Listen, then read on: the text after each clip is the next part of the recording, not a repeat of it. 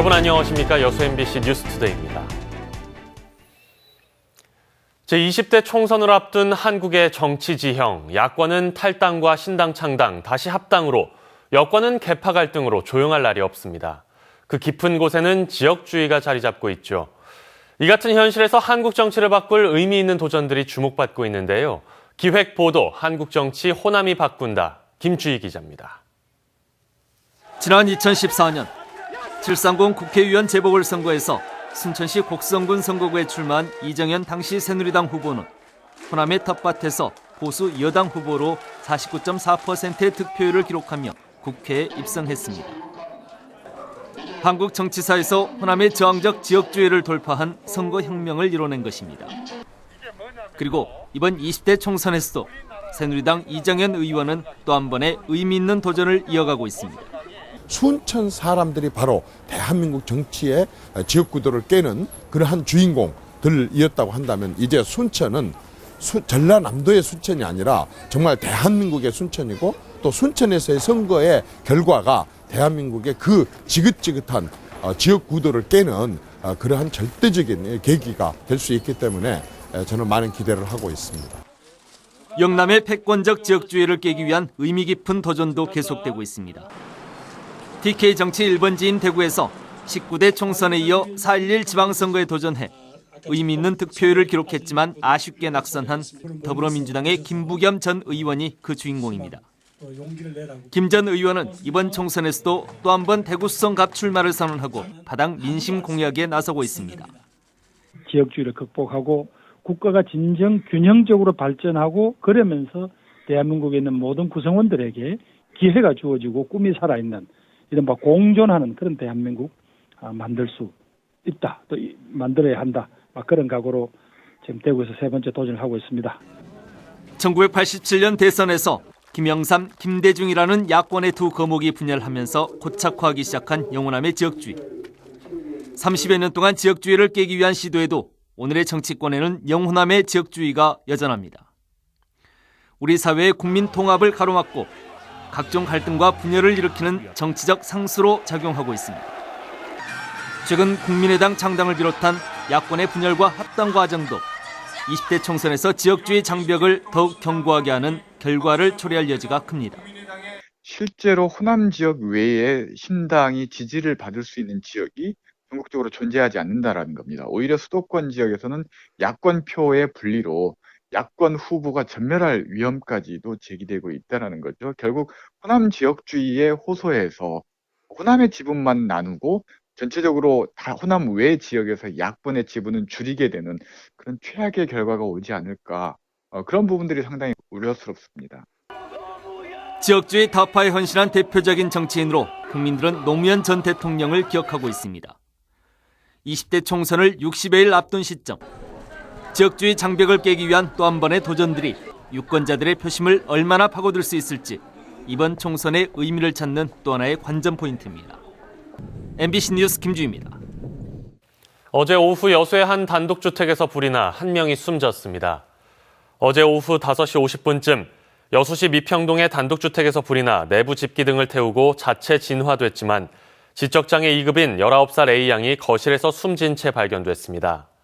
경찰과 소방당국은 A양이 연기에 질식해 숨졌을 가능성이 큰 것으로 보고 있으며 온열기구 과열에 의한 화재로 추정하고 정확한 화재 원인을 조사하고 있습니다. 어제 오후 4시쯤 광양제철소 내 한 공장 제품 창고에서 26살 박모 씨가 지게차에 치여 숨졌습니다. 경찰은 제품을 운반하던 지게차 운전자가 뒤에 있는 박 씨를 보지 못한 채 후진을 하다 사고가 난 것으로 보고 운전자 52살 김모 씨를 입건해 사고 경위를 조사하고 있습니다. 코스트코의 지역 진출을 둘러싼 3년여의 논란 끝에 입점이 최종 백지화된 과정 보도해드린 바 있습니다. 그런데 이 예정 부지를 앞으로 어떻게 활용할지를 둘러싸고 또다시 의견들이 맞서고 있습니다. 박광수 기자가 보도합니다. 주변에 아파트와 상업시설들이 즐비한 순천 신도심 한복판이 덩그렇게 비어 있습니다. 논란의 코스트코가 입점하려 했다 무산된 곳. 2만 제곱미터에 이르는 이 넓은 부지가 주인을 잃은 상태로 방치될 처지에 놓였습니다. 신도심 정주 환경을 위해 대체 시설의 입주가 시급하지만 무슨 업체가 어느 정도 규모로 들어와야 할지를 놓고도 견해가 분분합니다. 우선 시민단체들은 또 다른 초대형 유통시설이 입주할 경우 똑같은 상황이 반복될 수밖에 없다는 입장. 초기 도시계획대로 필지를 분할해서 적합한 규모의 업체 입주를 유도해야 한다며 토지 매각 시 공식 협의를 당국에 요구한 상태입니다. 신대지구 주민들에게 적합한 유통 물류 시설이 들어와야 되고 또 그만한 면적으로 합당하게 분할돼야 맞습니다. 그러나 신대지구 주민들은 개발 초기 예정됐던 주요 기관과 시설의 입주가 대부분 무산된 현 상황에서 입주 시설의 규모까지 제한해서는 절대 안 된다고 주장합니다. 분양 당시에 약속을 했었고 그런 대형마트가 들어와야지만 생활 편의를 갖다가 누릴 수 있는데 순천 다른 지역에 있는 시민단체가 관여한다는 것 자체가 말이 안 되고 코스트코의 입점을 둘러싸고 3년에 걸쳐 몸살을 앓았던 광양경제청과 순천시는 또다시 대립되는 민원 앞에 이러지도 저러지도 못하는 상황. 여기에 신대지구 전반의 부실에 반발하는 주민들이 단체 행동을 구체화하고 있어 당국과 시민사회, 입주민들의 의견을 조율할 폭넓은 소통의 계기가 시급해 보입니다. MBC 뉴스 박광수입니다. 고흥군이 30여 년 만에 고흥의 역사와 문화 등을 체계적으로 정리한 군지를 발간합니다. 고흥군은 어제 편찬위원 20명이 참석한 가운데 고흥군지 편찬사업 용역보고회를 갖고 5개 분야 22개 항목에 대한 구성안을 논의한 데 이어 지필진 구성과 원고지필, 감수 등의 과정을 거쳐 내년 6월쯤 군지를 발간할 계획입니다. 지난 1984년 2차 발간 이후 30여 년 만에 새롭게 편찬될 군지에는 고흥의 역사와 문화, 행정과 산업 등 분야별 현황과 함께 변천 과정이 수록될 전망입니다.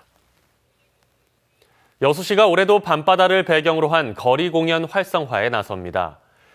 여수시는 지난해에 이어 올해도 16억 원의 사업비를 들여 주식회사 ENT 팩토리와 여수 밤바다 낭만 버스커 공연 업무 협약을 체결하고 오는 4월 15일 개막식을 시작으로 거리 공연에 나설 예정입니다. 지난해 매주 금토일 이순신 광장에서 펼쳐진 낭만 버스커 공연에는 880여 개 팀이 참여해 15만여 명이 넘는 관람객을 유치했으며 올해도 원도심 지역 상권 회복과 지역 경제 활성화에 기여할 것으로 보입니다. 롯데마트가 광주 월드컵점의 불법 재임대를 인정하면서도 사회 환원 규모는 철저히 계산해보자는 입장을 밝혔습니다. 앞으로 광주시와 환원금 규모를 놓고 줄다리기를 하게 될 가능성이 커졌습니다. 김인정 기자입니다. 승인받은 면적을 초과해 매장을 불법 재임대해 수십억 원의 부당이득을 챙겼다는 논란에 휩싸인 롯데마트 광주 월드컵점. 광주시가 원상회복과 부당이득 사회 환원 계획을 밝히라고 요구한 마감 시한에 임박해 갑작스레 보도자료를 냈습니다. 불법 재임대 사실은 인정하지만 재임차인 보호를 위해 단순히 서류상으로 영업 형태를 변경한 것뿐이라며 올해와 내년에 걸쳐 바로잡겠다고 밝혔습니다. 그러나 부당 수익금을 광주시가 요구하는 액수만큼 순순히 토해낼 수는 없다는 입장을 분명히 했습니다. 광주시는 전대 수익금 전액인 약 70억 원가량을 부당 수익으로 보고 있지만 제대로 계산하려면 자신들이 치른 관리비와 홍보비, 대부료 등을 반영해 얼마인지 따져봐야 한다는 겁니다.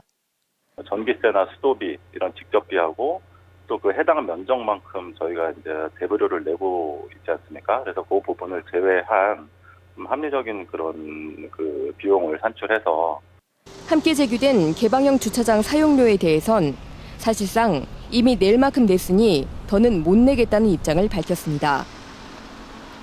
광주시는 롯데 측이 이행계획서 제출에 앞서 변명성 보도자료를 냈다며 유감을 표시했습니다. 광주시는 롯데 측이 이행계획서를 제출하면 면밀히 검토해 필요한 경우 가능한 모든 조치를 하겠다고 밝혔습니다. MBC 뉴스 김인정입니다. 이번 설 연휴 기간 광양항 내 대부분의 부두들이 정상 운영됩니다. 여수 광양항만공사에 따르면 광양항 원료부두와 낙포, 사포, 중흥부두 등 석유화학 관련 부두는 설 연휴 전 기간 동안 정상 운영하고 광양항 컨테이너 부두와 일반 부두 등은 설 당일 하루만 운영을 중단합니다. 공사는 연휴 기간 비상근무반을 편성해 부두 운영 상황을 수시로 점검하고 항만 대테러 활동과 밀입국자 감시 등 출입자 검문 검색과 시설 순찰을 강화하기로 했습니다. 여수시가 국제해양관광 도시에 맞는 브랜드를 구체화하고 1,000만 관광객을 이어가기 위해 국가지질공원 인증에 나섰습니다. 여수시가 이번에 인증을 추진하는 지질공원 범위는 백야도와 거문도, 사도 등 섬 지역과 해안을 포함한 1,251제곱킬로미터로 지질 보존 상태와 탐방객 접근성 등 기본 조건을 갖추고 평가를 받습니다. 여수가 국가지질공원으로 지정되면 학술 조사와 교육 프로그램 진행을 위한 국제 협력의 대상이 되며 관광객 증대와 지역경제 활성화에도 크게 기여할 것으로 기대됩니다. 아직은 추위가 매섭지만 어느덧 절기상 입춘도 지났습니다. 나비 축제로 유명한 한평에서는 요즘 나비를 사육하는 손길이 분주한데요. 신광하 기자가 현장 취재했습니다. 번데기에서 성충으로 우아한 호랑나비가 힘찬 날개짓을 하며 날아오릅니다. 달콤한 꿀을 찾아 이꽃 저꽃을 옮겨다니고 암끝 검은 표범나비는 화려한 자태를 뽐내며 비닐하우스 안을 수놓습니다. 입춘의 나비를 보니까 기분이 더 좋고 봄이 기다려지는 것 같아요. 나비의 고장 한평군에서는 요즘 나비 사육으로 분주합니다. 호랑나비를 위해 귤과 탱자나무를 재배하고 배추, 흰나비 등 나비의 특성에 맞춰 펜지, 케일 등 작물을 준비합니다. 나비가 알을 낳고 애벌레로 다시 번데기가 되기를 5번 반복하면 마침내 한 마리의 나비가 태어납니다. 이렇게 한 달간의 과정을 거쳐 수만 마리의 나비를 생산합니다. 그래서 한평만의 어떤 특별한 재배 기술이라든지 또는 사육 방법들을 계속해서 연구하고 개발하고 있는 중입니다. 바깥 세상은 아직 한파가 기승을 부리는 겨울이지만 절기는 입춘. 나비 사육실은 벌써 봄이 다가왔습니다. 지금 이 온실에는 호랑나비 등 3종류의 나비가 사육되고 있지만 오는 4월 29일 한평 나비대 축제 기간 동안은 25종류 15만 마리의 나비들이 일제히 하늘 높이 날아오를 예정입니다. MBC 뉴스 신광하입니다. 여객선이 끊겼던 여수 화태도 인근 4개 도서 지역에 오늘부터 도선 운항이 시작됩니다. 여수시 등에 따르면 돌산 군내항을 출발해 횡간도와 나발도, 월호도 등 인근 섬들을 경유하는 33톤급 선박이 오늘부터 운항에 들어갑니다. 신규 선사 측은 설 연휴 기간까지 도선을 하루 5차례 운항하고 이후 섬 주민들과 논의를 거쳐 운항 횟수를 조정할 예정입니다. 이들 섬 지역에는 지난달 초까지 여객선이 운항됐고 화태대교 개통 이후 이용객 감소 등을 이유로 선사가 운항을 중단하면서 섬 주민들이 불편을 겪어왔습니다. 순천시의 내부 청렴도가 하위 수준인 것으로 나타났습니다. 국가권익위원회가 지난해 말 실시한 2015년 전국 공공기관 청렴도 조사 결과 순천시의 종합 청렴도는 7.81로 3등급에서 2등급으로 상승했지만 내부 청렴도는 전체 10점 만점에 7.68을 기록해 전국 75개 시 가운데 50위로 하위 수준인 것으로 나타났습니다. 순천시는 도시 브랜드 가치를 높이기 위해 다양한 시책 사업을 추진하는 과정에서 이런 문제가 발생했다고 밝혔습니다.